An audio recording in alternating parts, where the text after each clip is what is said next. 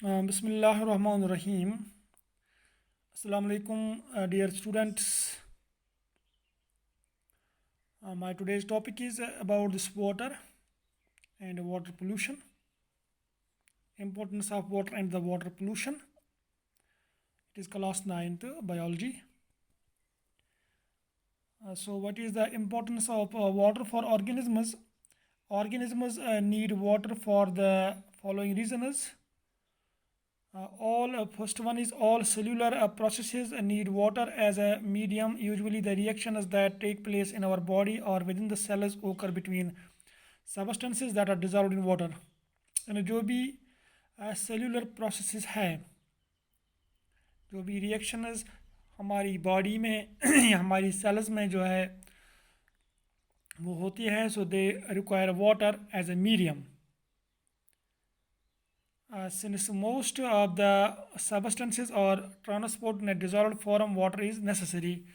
क्योंकि जो substances है वो ट्रांसपोर्ट होते हैं डिज़ोल्व फॉर्म में. जब वो डिज़ोल्व होते हैं वाटर में, लिहाजा वाटर जो है वो ज़रूरी है हमारी ज़िंदगी के लिए.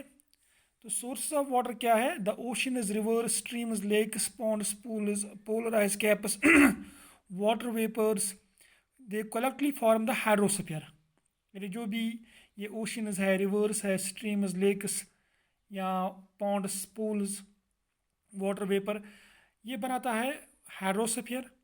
About 3/4 of the earth surface, that is 75% is covered with hydrosphere, the main component of which is water.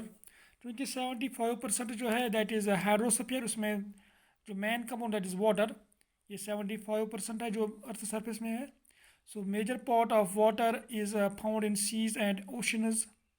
ज़्यादातर ये वाटर जो सीज और ओशंस में होता है, इसका most of the water of utilization on the earth comes from rivers, lakes, ponds and even underground wells. जो हमारी ज़रूरत के लिए जो वाटर आता है it comes from rivers, lakes and ponds or underground wells. Fresh water forms only about 2.5% of water, and major part of this fresh water is frozen in glacial ice. So a very small amount, about 0.5%, remain there for the living being to perform all living activities. Fresh water जो है it is about 2.5%. लेकिन इस 2.5% में ज़्यादातर जो water है वो in the form of ice है, यानी फ्रोजन ग्लेशियल आइस. मतलब 1% से कम जो है वो अवेलेबल है लिविंग बीइंग के लिए. जो भी वो डिफरेंट एक्टिविटीज़ परफॉर्म करते हैं उसके लिए 1% से कम वाटर अवेलेबल है. अब ये वाटर पोल्यूशन क्या है और सोर्स ऑफ वाटर पोल्यूशन क्या है? Water pollution an undesirable change in the physical, biological or chemical qualities of water due to addition of foreign organic, inorganic, biological or radioactive substances that adversely affects the aquatic life and makes water less fit or unfit for use is called water pollution. यानी अगर कोई चीज़ water में add होगी जिससे इसकी quality change होगी, इधर physical, biological और केमिकल क्वालिटीज़ ऑफ वाटर, जब ये चेंज होगी क्योंकि जब ऐड होगा कोई फॉरेन ऑर्गेनिक, इनऑर्गेनिक या बायोलॉजिकल या रेडियो एक्टिव सब्सटेंस, जिससे जो एक्वाटिक लाइफ है इस पर काफ़ी बुरा असर पड़ता है और वाटर को ये अनफिट बनाता है इस्तेमाल के लिए, उसको हम वाटर पोल्यूशन बोलते हैं. यानी जो भी कोई अनडिज़ायरेबल सब्सटेंस वाटर में ऐड होगा उससे वो वाटर अनफिट बन जाएगा for use, that is water pollution. Agents और substance that pollute the water are called water pollutants. जो इसके सोर्सेज है वाटर पोल्यूटेंट्स, यानी जिससे ये पोल्यूट होता है, those are called water pollutants. कौन कौन से हैं ये source of water pollution?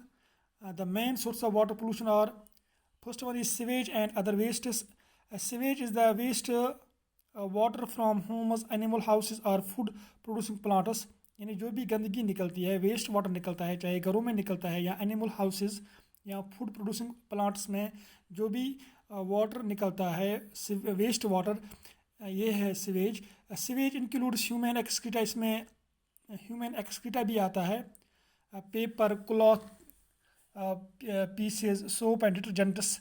So these cause water pollution. ये अगर वाटर में ऐड होती है तो इट कॉज वाटर पोल्यूशन। और एक पोल्यूशन का सोर्स है that is industrial effluents.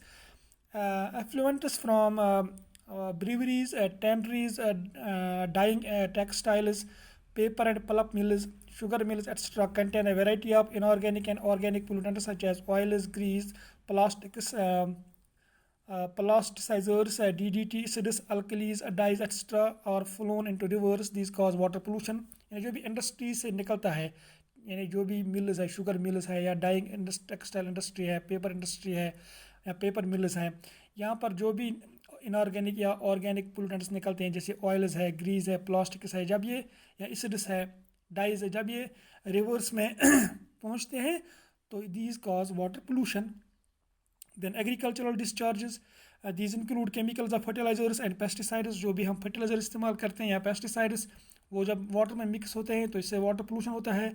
These chemicals with waste और washed off through rainfall, drainage and irrigation and enter into lakes, rivers and cause water pollution. जब हम ऐड करते हैं ये केमिकल फर्टिलाइजर्स अपने एग्रीकल्चर में, अपने प्लांट्स को देते हैं ये, या हम स्प्रे करते हैं पेस्टिसाइड्स, फिर जब बारिश पड़ती है तो यही वॉश ऑफ होता है, फिर ये रेनफॉल के ज़रिए जो पहुंचता है वाटर, ये हमारे जो सोर्स ऑफ वाटर जैसे लेक्स, रिवर्स, और इससे वाटर पोल्यूशन बनता है, हो जाता है। Industrial wastes, heat and radioactive substance और the pollutants of thermal and nuclear plants.